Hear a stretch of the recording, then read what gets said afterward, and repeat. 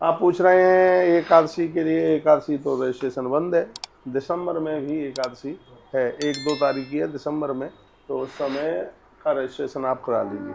अभी नवंबर में 2 और 3 तारीख में है एकादशी। 1 तारीख को पहुंचना है। 2 नवंबर की एकादशी है, 3 नवंबर का उसका उद्यापन है। तो ये आपको 2 दिन का कार्यक्रम है। 1 दिन पहले आना पड़ेगा। जिनको रजिस्ट्रेशन मिल गया है, जिनको सब बता दिया है, वह है जरूर पधारिए। गोपाष्टमी पर पधारिए।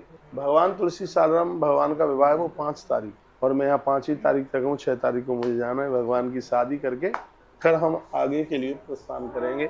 सब तैयारियां चल रही हैं। मैं 1 मिनट में थोड़ा आगामी कार्यक्रम आपको फटाफट बता दूं।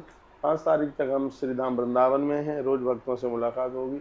उसके लिए मैं अमरकंटक जा रहा हूँ, जबलपुर जा रहा हूँ, मंडला जा रहा हूँ, और नर्मदापुरम जा रहा हूँ, और खंडवा जा रहा हूँ, वरेली साइड में जा रहा हूँ, पिपरिया जा रहा हूँ, और बैतूल के पास में मानावर है, क्या नाम, तो वहाँ भी जा रहा हूँ। ये इतनी अभी बुकिंग बकाया है, तो उनको बुकिंग कराने के लिए वो फ़ोन के माध्यम से तो चलो सब कुछ हो ही गया है, लेकिन जब तक आंखों से न देख लें तब तक तो संतुष्टि मिलती नहीं। तो एक बार मेरा उधर भी जाना होगा। तो ये मेरे दिन ऐसे ही वहाँ निकल जाएंगे। 14 तारीख की रात्रि को मेरी वापसी है। 15 और 16 2 दिन में वृंदावन में हूँ। 17 तारीख की मेरी फ्लाइट है उधर की। क्या सुंदर फोटो लग रही है गौ माता के बीच, आनंद आ गया, जीवन सार्थक हो गया, धन धन। उसके बाद हम सिलीगुड़ी के पास जा रहे हैं, नाम है कुछ विहार। 7 दिन की कथा है। श्री भोलानाथ जी अग्रवाल उनके द्वारा आयोजन होने को जा रहा है। 24 तारीख को कार्यक्रम पूरा हो जाएगा। 25 तारीख की मेरी वापसी, और 26 तारीख राम कथा का आयोजन 3 दिसंबर को पूरा हो जाएगा। 3 दिसंबर की ही रात्रि को हम श्री उज्जैन पहुंचेंगे, और 4 दिसंबर से लेकर के 21 दिसंबर तक माता रानी माँ नर्मदा मैया की प्रदक्षिणा परिक्रमा है। 84 कोष महादेव हैं, 7 सरोवर हैं, और 9 नारायण है इसमें। ये इतने ही है कार्यक्रम है। यदि इसमें टाइम मिल गया तो नलखेड़ा वाली माता पीताम्बरा भी है इसमें, और आगर वाले भगवान बैजनाथ के भी दर्शन है इसमें। तो इस तरीके से यह कार्यक्रम है। अब देखो, बड़े बड़भागी हैं, भाग्यशाली हैं वो, बड़े हिम्मती लोग हैं कि जिनको यह बड़ा सौभाग्य प्राप्त हो रहा है। 25 तारीख को 1 दिन का कार्यक्रम है हमारा इंदौर में। पूरी परिक्रमा करके आएंगे। 1 दिन का परिक्रमा। समुद्र मंथन की कथा 1 दिन की है। मुकेश चौक से बड़े 1 नंबर आदमी, आश्रम की संपूर्ण गतिविधियों के साथ जुड़े हुए हैं, और उन्हीं के फार्म हाउस पर शादी का लॉन है, बड़ा सुंदर है, से शादी के लिए आया है। तो 25 तारीख को वहाँ कार्यक्रम है। 25 तारीख को रात को मैं चलूँगा। 26 तारीख को यहाँ पहुँचूँगा आश्रम में। 26 दिसंबर को रुकेंगे, और 26 दिसंबर को ही रात्रि को या 27 तारीख को सुबह श्री रमेश दत्ता जी, जो कि फरीदाबाद में रहते हैं, बड़े मलूक इंसान हैं, उनके माध्यम से 5 दिन की राम कथा है। 27 तारीख, 27 दिसंबर, 28 दिसंबर, 29 दिसंबर, 30 दिसंबर और 31 दिसंबर। 31 दिसंबर की रात्रि में यहाँ जागरण है आश्रम में।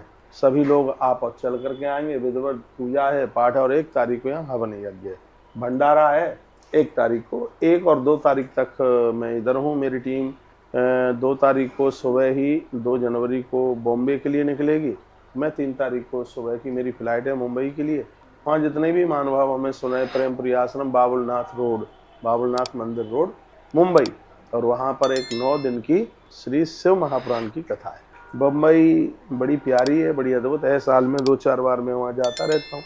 तो वहाँ का कार्यक्रम है, तो बड़ा आनंद आवेगा। शिव महापुराण की कथा सुनने का सौभाग्य अब के मुंबई वासियों को मिल रहा है। सार्वजनिक आयोजन है, सब लोगों के सहयोग के द्वारा आयोजन हो जाएगा। इसमें हमने 9 दिन के 9 जजमान बनाए।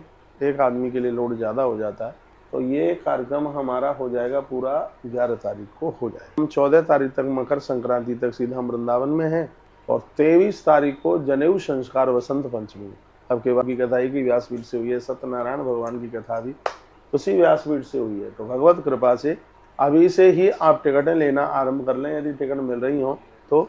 25 साहब के द्वारा एक बहुत बड़ा अद्भुत आयोजन, श्री शिव महापुराण कथा का अनुष्ठान आयोजन, बहुत बड़ा आयोजन गोंडा यूपी की धरती पर, अयोध्या से आगे।